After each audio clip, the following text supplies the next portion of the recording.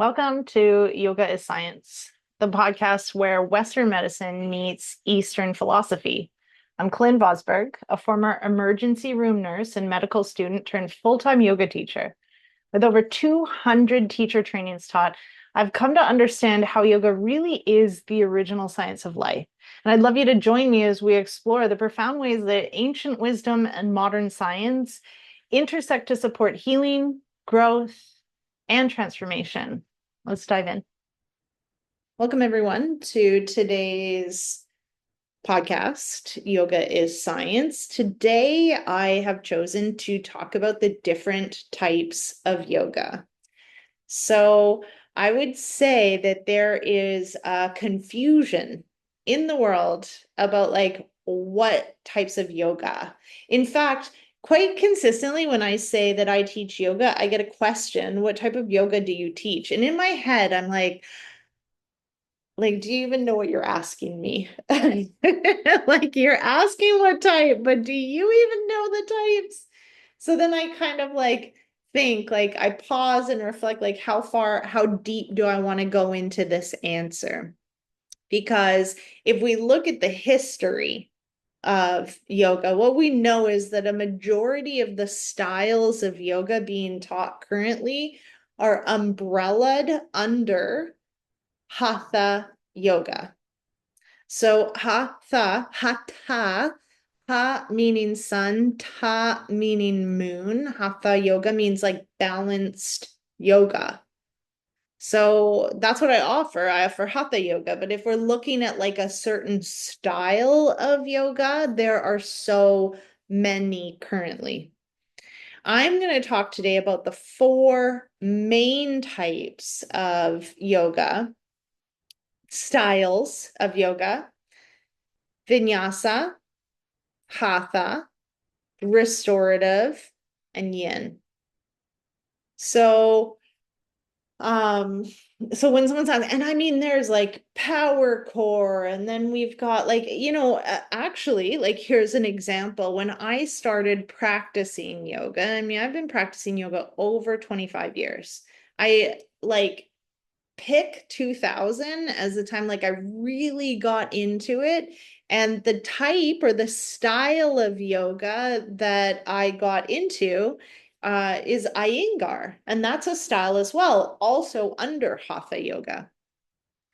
So, yeah, I mean, that's how I started. That's what I got into. And Iyengar also teaches like Hatha. But I learned Iyengar style from Rodney Yee. And Rodney Yee is the creator of power yoga. Now, power yoga literally meant holding Hatha poses longer. And that was power. And now it means like vinyasa, like hardcore vinyasa. Not the same thing. And personally, I'm still attached to the original power yoga because the original power yoga makes you like super, super strong. Because if, let's just say, example, Iyengar style power yoga, we would hold downward facing dog. We would hold downward facing dog for, let's say, 2 minutes. And then after holding downward facing dog for 2 minutes, give it a try, everybody. Then we would move both arms at the same time into dolphin pose. So basically down dog on the elbows. And then push into the hands at the same time, lift both the elbows, go back to downward dog and hold it. Now try it. I can one arm and then the other arm, it's a hard practice. Now power yoga is literally like some vinyasa based, fast moving. And I'm not sure when the change happened or if it's just as me, I'm going to call this power yoga, and then it took off. So the most popular form now of power yoga is this thing that Power Core has created. So I tend to stick with the more even saying traditional forms of yoga, because like asanas don't even make their way into yoga for a very long time. Like the postures are not even a part of yoga. The posture that is 5,000 years old is meditation posture. So, like postmodern yoga is a world that's not even actually yoga. It's just like a toxic workout space that has lost like all philosophical meaning. But like, who am I to rant and judge about this? So what I want to do is bring in like the four main styles that are practiced nowadays, what they contribute to like health wise, and like how we breathe and what it looks like to take a class like that. Because unfortunately I feel like I don't know, like it's kind of been butchered. Okay, so what do I mean? Let's just start. Let's look at vinyasa as a practice. Well, if you remember the history of yoga podcast that I did, I talk about the fact that at some point in about 1899, Krishnamacharya starts the first school of yoga. And it's the Mysore School of Yoga. And he has four main teachers that bring the teachings over to North America, over to the West. And that includes Iyengar, who I already mentioned, but it also includes a guy named Pattabhi Jois. And Pattabhi Jois creates Ashtanga. And Ashtanga originally is for children. That's why there's a series and it's all out on a board for you to look at. Because when they brought it to the West, there was like, well, these people don't know what they're doing either. So it's no different to teach kids yoga to adults and they don't know any better. So Ashtanga yoga comes and it's a series, right? The primary series. It's like you start in Tadasana and you do sun salutation A, and then you move to sun salutation B, and then you move to the standing postures, and then you move to the balancing postures, and then you move to the seated postures, and then you move, like it's a whole, and then you end in Shavasana, and there you go. So Ashtanga, very popular yoga, Hatha yoga, and it's taught and it's super popular. One of the things that becomes an issue is the fact that people get bored of it because it's the same postures in the same sequence over and over and over again. So from Ashtanga yoga comes Vinyasa yoga, and Vinyasa translates breath to movement. So postmodern vinyasa isn't even like breath to movement, or it's like a really quick breath. Because one of the things that we know is the breath that we're moving to is Ujjayi breath. And what's Ujjayi? Ujjayi is really finding a restriction in the throat, slowing down the breath for the inhale and the exhale. And then now that's the breath that I'm using for breath to movement. So what you may go and experience, you may go to a class and it's like, inhale, arms up, exhale, forward fold, inhale, look up halfway, exhale, plant the palms, step back, lower halfway all the way, inhale, cobra, exhale, downward facing dog, take 5 breaths. Okay. And then those breaths are, all right, inhale, look at, hop, step, or jump forward, look up halfway, exhale, forward fold, inhale, arms up, exhale, hands to heart center. All right, again. Now, if we go to the original, we go back to like our OG vinyasa practice, that breath is Ujjayi. So inhale, arms up. Exhale, forward fold. Inhale, halfway lift. Exhale, plant the palms, step back, lower halfway or all the way. Inhale, roll over the toes, cobra or upward facing dog, right? So notice the difference in breath. Now, what's funny is when we get into sun salutation B and it's inhale, chair, exhale, forward fold, inhale, halfway lift, exhale, chaturanga, inhale, warrior one on the right side, the teacher will alter the breath. So it won't be stable or consistent, like as if Ujjayi was our foundational breath. So that's something to think about. And when we start to teach vinyasa in a way that it's to a really quick breath, that means that you need to understand how to hold your body appropriately so you won't be injured by repeatedly moving through these postures.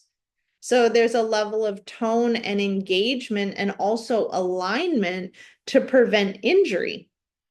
And yet we don't see that, because what happens is, we have this offering, come to yoga.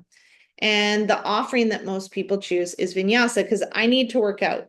So I need to get in as much as I possibly can while I do my yoga class. And therefore, I'm going to go to vinyasa. And even if you go to a studio and if they're offering hatha, which isn't offered very much anymore because it's not as popular as it used to be, they'll be like, that's for beginners.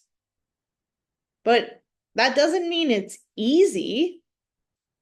Like hatha as a practice is a difficult practice.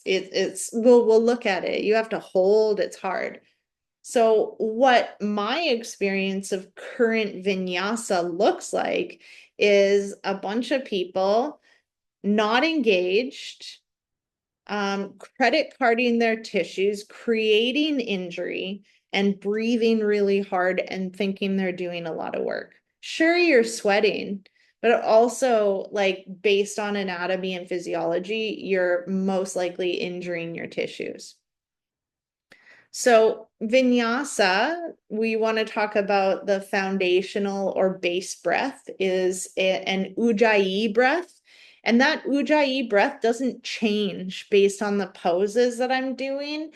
It's consistent throughout.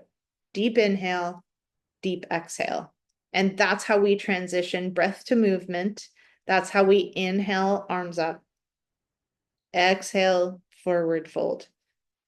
And vinyasa is very beneficial for your cardiovascular health, because if there was an aerobic yoga, vinyasa would be it. Now, I'm not talking postmodern because I don't teach postmodern. I like to stay in the era of popular yoga that made its way to the West. It really started to make its way over in the 30s, but then we've got in the 50s, we've got Yoga Nanda, and then like in the 80s, we've got Iyengar coming, and a lot of teachers really bringing this foundational knowledge that we then went ahead and whitewashed quite quickly and made it what it is today. So that's Vinyasa yoga.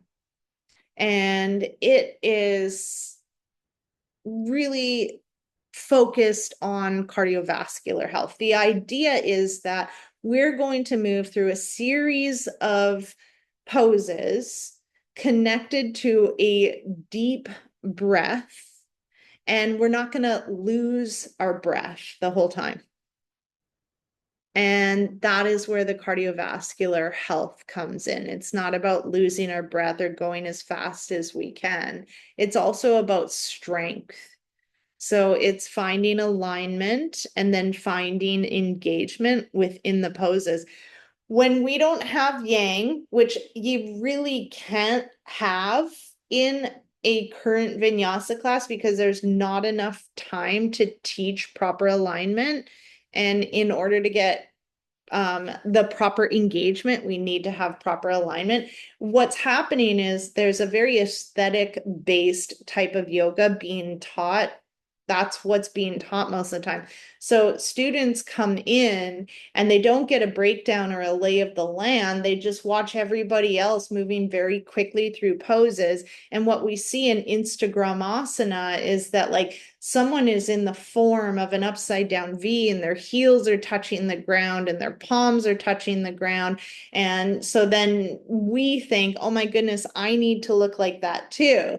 So what's the only way that I can get my heels to touch the ground is if I walk my feet closer to my hands because my hamstrings are too tight to allow my heels to touch the ground. The problem is when I do that, now I shorten my down dog, and now I don't have proper alignment for when I move forward or float forward into my plank.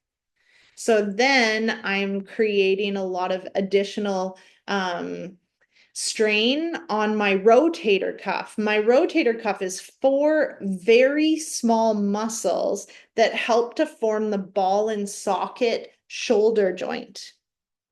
And I could put my whole body into my shoulders, which include my pecs, my deltoids, my trapezius, and my rotator cuffs, like a whole bunch of muscles that will hold me into place when I'm in alignment.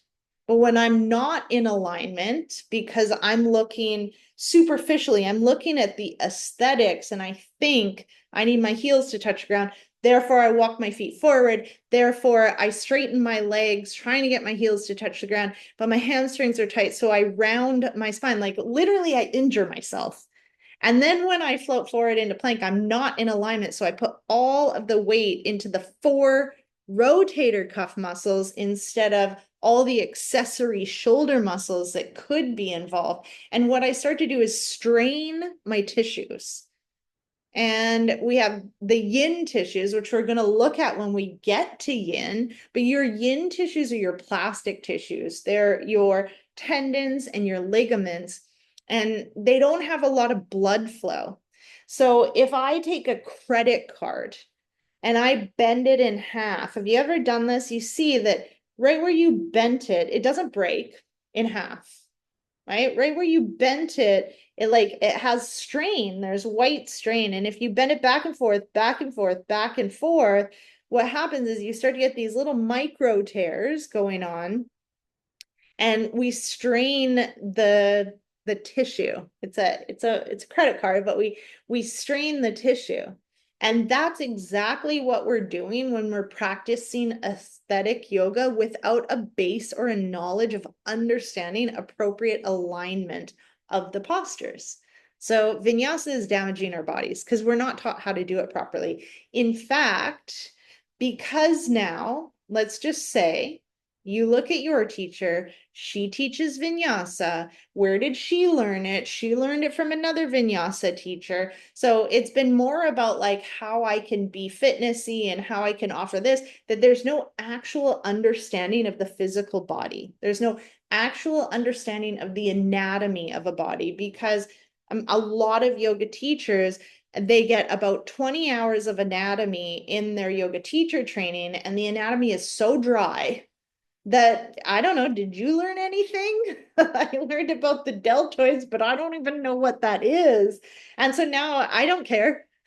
Anatomy went in this year, and then it went out this year, and then I taught yoga. I taught what I was taught, which was what she was taught, which is what she was taught, but there's not a deeper understanding.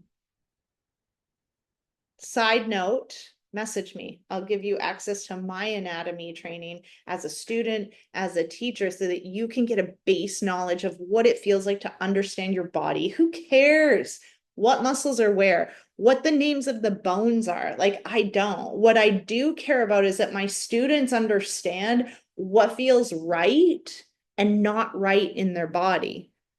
That we work from a functional perspective of how it feels, and we don't care about what it looks like. So that we use joint stacking as a source of stability, which means that my muscles don't have to work as hard to hold me in place. If I'm completely out of alignment, my muscles have to grip, and what happens is they'll only grip for so long before they fatigue. And so once they fatigue, I dump into the joints, and then I credit card my tissues, which actually causes damage.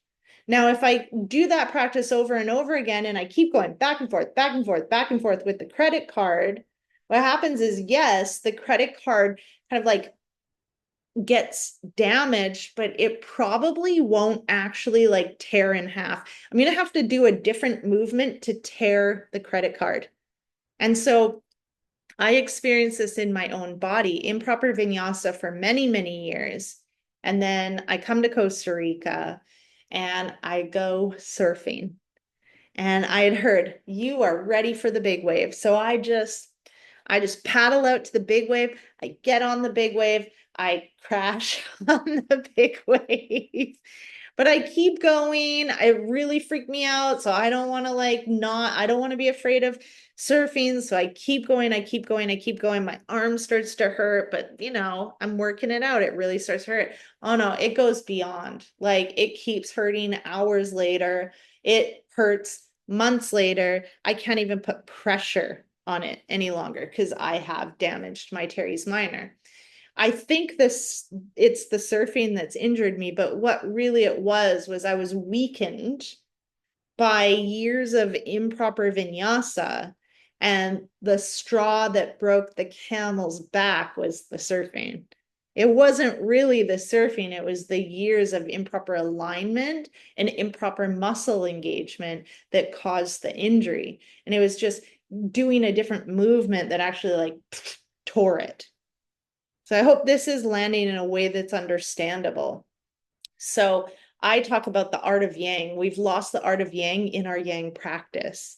And what we're doing is we're yinning the yang, we're yinning our tissues in a yang practice, which is causing damage.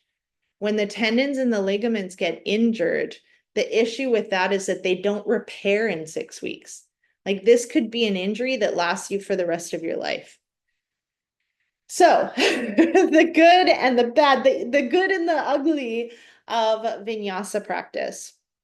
So there's a little bit on vinyasa. Next, we move to hatha. Hatha really is like Anusara, Bikram, Iyengar. Like hatha, we hold poses for anywhere, like it's usually about 5 to 10 breaths, which can be like 30 to 60 seconds or longer. You could hold a hatha pose up to 20 minutes, and that will be a hatha practice. Again, the base breath of a hatha style practice is ujjayi. And ujjayi here helps us, like, as it gets hard, bending with the knee over the ankle and spreading the fingers away from one another, like really getting into the pose. Don't you want to get out?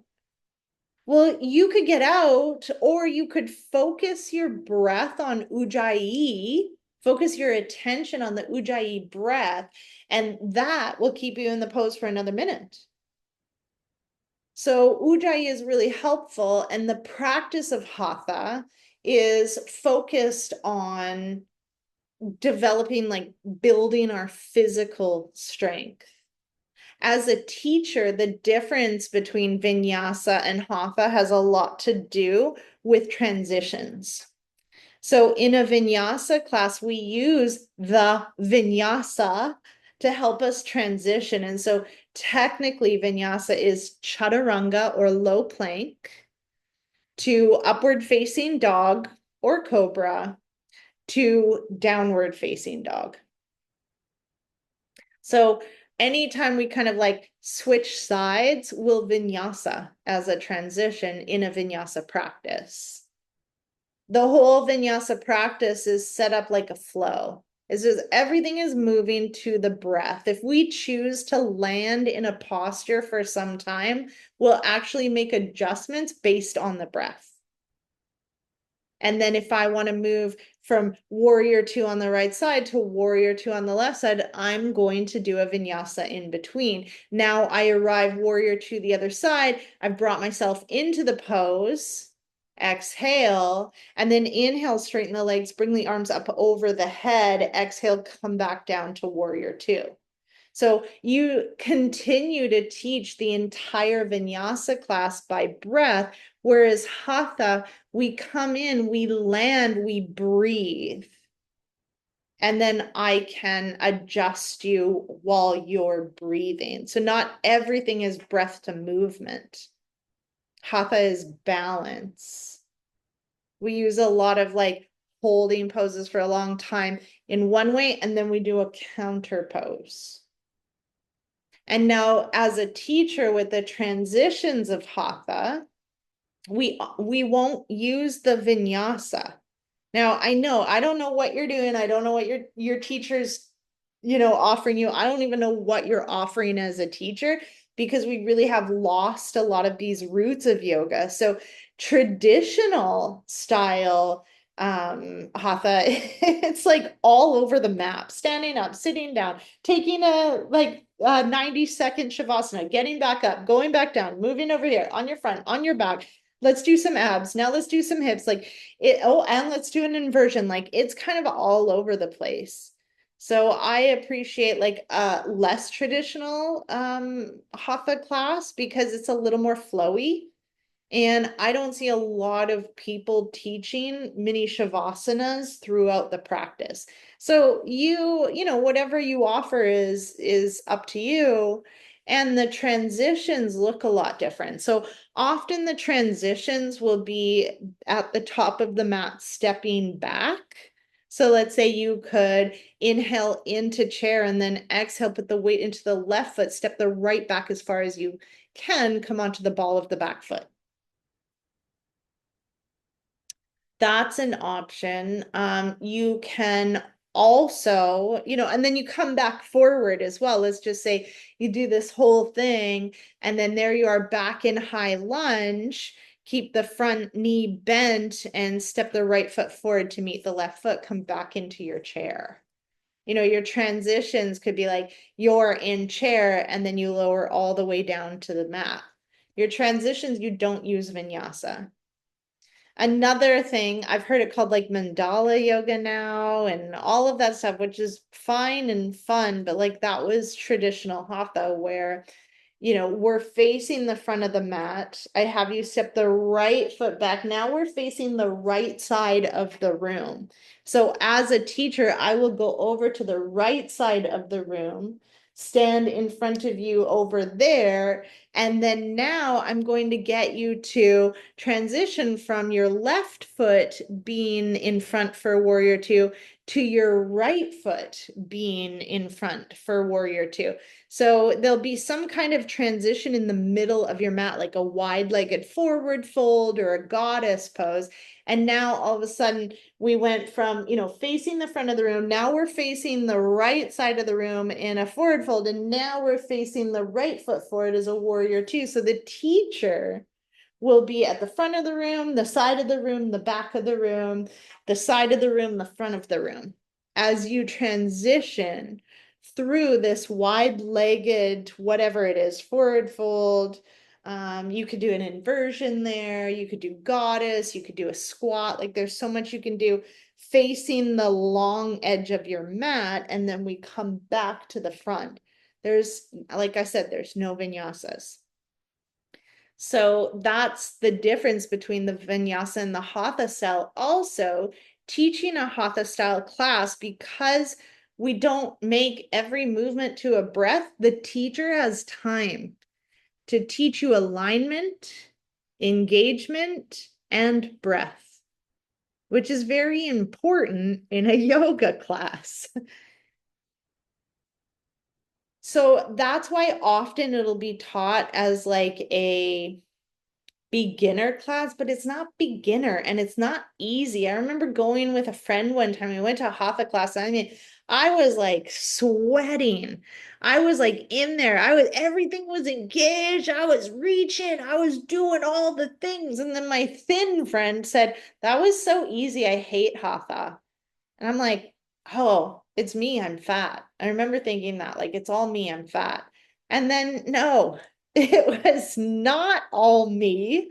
Uh, in fact, it was all me. I was engaged. She wasn't. So here's an example that I always like to share where you can feel the difference between being taught a pose and just doing it, or like being in the pose. So take both of your hands and take a hold of opposite hips. Now, just like you're taking off a sweater, bring the arms up over the head and then out to the sides. Now notice, right? My upper back's engaged, my middle back is engaged, my arms are engaged, my chest is even involved. Okay, release the arms down and then pick them up. Try it again. Take a hold of opposite hips like you're taking off a sweater. Bring the arms up, over, and out to the side. Notice the level of engagement throughout the upper body. Now release the hands and then bring them back up. That's the difference between just like doing something that's part of the pose or like engaging and being involved. The whole posture is an expression with your body. So everything is engaged. I teach as according to the bandhas. It's different. It's just like imagine this bandha engages these parts of your body. And then as we move through, your foundation, we engage each of the bandhas so that each part of your body is engaged. And this isn't engaged like as hard as you can, as tight as you can, squeeze. That's not going to help. That's like tense, right? I want you to think about a level of wrapping the muscles around the bone to have engagement, but I am not like holding on so tight that I can't move or be flexible. My muscles are still engaged around my bone, but I can still move if I need to. But the joints are protected because the muscles around are holding them in, but not squeezing them so they can't even move. So that's Hatha as a practice, is really here for our physical strength. Again, we're using Ujjayi as the breath that helps us to hold the poses even longer. Now let's move on to yin yoga as a practice. It's funny because my type A people don't like to come to yin or restorative. And I'm going to tell you right now that if you don't have all 4 types of yoga in your own practice, you don't have a balanced practice. Balanced brahmacharya, moderation is important, and all of these things are important. Vinyasa for cardiovascular health, Hatha for physical strength. Now we have yin, and yin is like, it's like the mirror of Hatha. And instead of physically activating and strengthening our elastic tissues, we have yin, which physically activates and strengthens our plastic tissues. You actually do not increase your flexibility in Vinyasa or Hatha. The increased flexibility happens in a yin class. So while stretching during a yang practice is still very helpful, it aligns the fibers so you're less likely to injure. Even stretching after exercise helps the injured tissues to align so there's less chronic damage. Stretching in a yin practice actually creates a positive stress on the plastic tissues. And what I mean by elastic tissues, muscles. So plastic tissues are tendons, ligaments, and fascia. They're the tougher tissues in the body.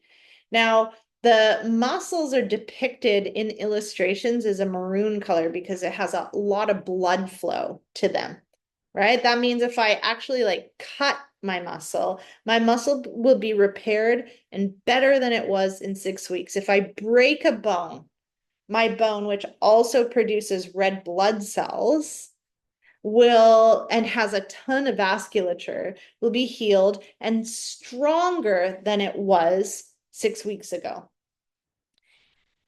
And our tendons, our ligaments, our fascia, they're depicted in illustrations as white.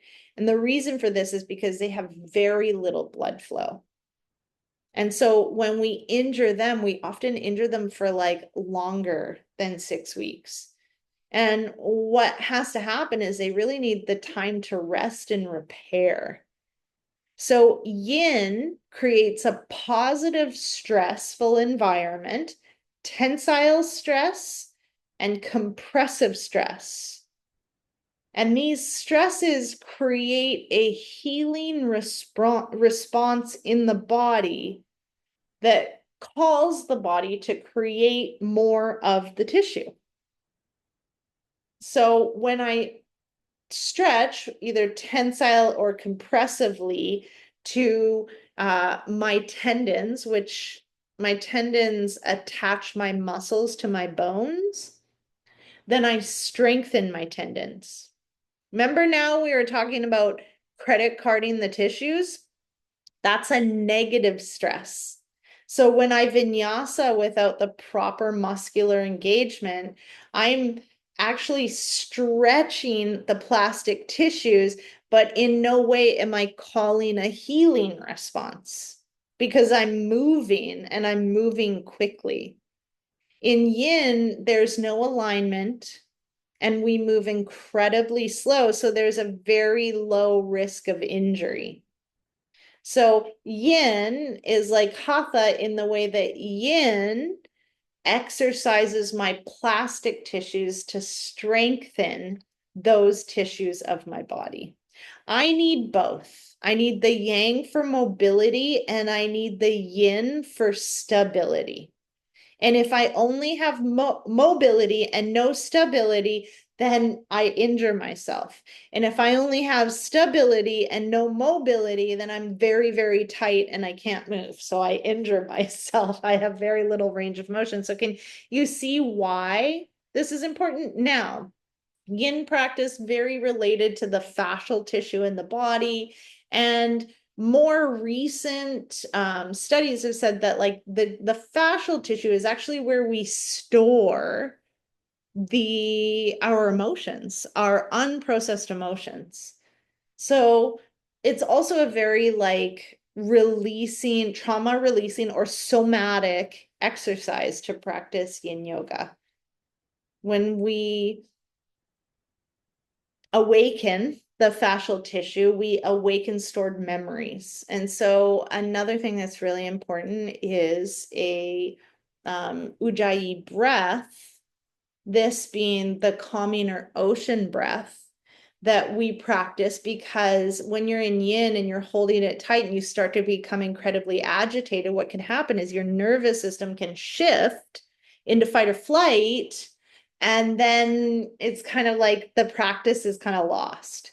So when we have ujjayi, what happens is we're able to stay out of the sympathetic nervous system. We're able to process and acknowledge emotions. We're able to allow the healing response and to strengthen the plastic tissues. And that's great. If we move into fight or flight, then we lose our breath. We start to move. And when we move, well, the muscles then take that stretch again, and it's not helpful at all for the yin tissues, the plastic tissues. So that's why yin is incredibly helpful. Now let's move to restorative. Also, base breath is ujjayi. Now, ujjayi is a diaphragmatic breath, and it involves us breathing into the belly, the ribs, and the chest. And when we breathe that way, the vagus nerve, which is responsible to get us out of fight or flight, to get us out of the sympathetic nervous system and into the parasympathetic nervous system, the vagus nerve actually goes through a hole in the diaphragm. And so when we diaphragmatically breathe, it actually massages the vagus nerve, which increases tone, which increases the chill response for when we're stressed out. So when we use ocean breath or ujjayi within a restorative practice, it helps us to get out of our stress response and into our bodies and into our healing. Restorative is 100% for our healing. When we get into the nervous system, then you'll see how like the stress response kills us. Literally, the stress response is responsible for pretty much every tension, injury, and chronic disease that we have, bar physical trauma. And unfortunately, when we're in a stress response, we produce a lot of chemicals in our body, and those chemicals start to break down our body. And unfortunately, based on breaking down our body, we start to have chronic dis-ease, and we will have exacerbations, and we'll go to the hospital, and guess what medications we're often put on? We're put on more of the steroids that are breaking down our body that we're like literally using in our own stress response. So restorative yoga is a time where it's the only time where some people will experience not being stressed out. And it's why A-type people don't like going, because it actually has you get out of the do mentality and into the be mentality. And I think A-type personality have addictive personalities. And so they're addicted to chaos, they're addicted to being busy, they're addicted to they're addicted to a lot of things, admit it or not, agree with me or not. What's the problem with slowing down? What's the problem with slowing down and doing nothing? That's the thing. Is like in restorative, you don't read a book. You don't get engaged in conversation. You don't you don't do anything. Maybe there's some music and that's cool. And it's that point where you're not off. Hold on. So restorative is really a huge part of our healing. And for some, it might be the only time that someone gets out of the stress response. So Ujjayi breath helps to keep us out of the stress response, and it opens up an opportunity to meet the feelings we're avoiding by being busy or doing drugs or drinking or overeating or shopping or having chaos in our lives. And it allows us the time to acknowledge the emotions that we're storing within our bodies and release. Those unacknowledged emotions eventually become tensions, injuries, and chronic disease, like we were talking about. So I feel like that. And I mean, like, we're barely moving. In a 90-minute restorative class, we'll do like 5 poses. So I don't know what you're offering as a teacher, but I've been to restorative and yin classes in which we're doing like 26 poses in an hour. And that there's nothing yin about doing 26 poses in an hour. I'm telling you, restorative is not to stretch.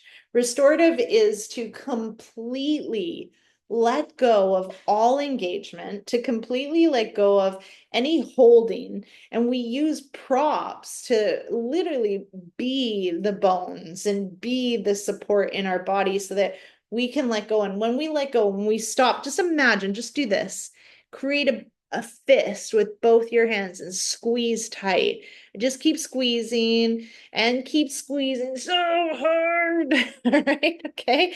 Now start to open up the palms and notice the sensation in the palms. That's really what we're doing when we aren't like holding our arms in the air. We're supporting them so that the muscles don't have to hold on. And when they're holding on, you can't do other things, right? Like do this, and if I throw you a ball, like maybe you can catch it, but like it's super weird, right? You need to be able to receive, to open up to receive. So if you're tense all the time, then you're not able to receive. And therefore you just like keep doing, being, outputting, which eventually leads to burnout. So I could go on about this forever and ever and ever, and I'm gonna stop and hope that reviewing these 4 different styles of yoga have been helpful in like your own teaching practice. I know there's so many Vinyasa flow, Hatha flow, gentle Hatha flow. Like there's so much out there, and it's just a play on words. Like, what are you really teaching, and what's your intention? And then also, what are you practicing? Because if you want to have a balanced practice, then you really need to be practicing all of these types of yoga. All right, friends, thank you for listening, and I look forward to seeing you in the next podcast. Thank you for joining me on Yoga is Science. I hope today's episode offered you a fresh perspective on the incredible synergy between the ancient yogic practices and our modern day science. Don't forget to subscribe, leave a review, and share this episode with someone who could benefit from these insights. And until next time, Keep exploring the science of life.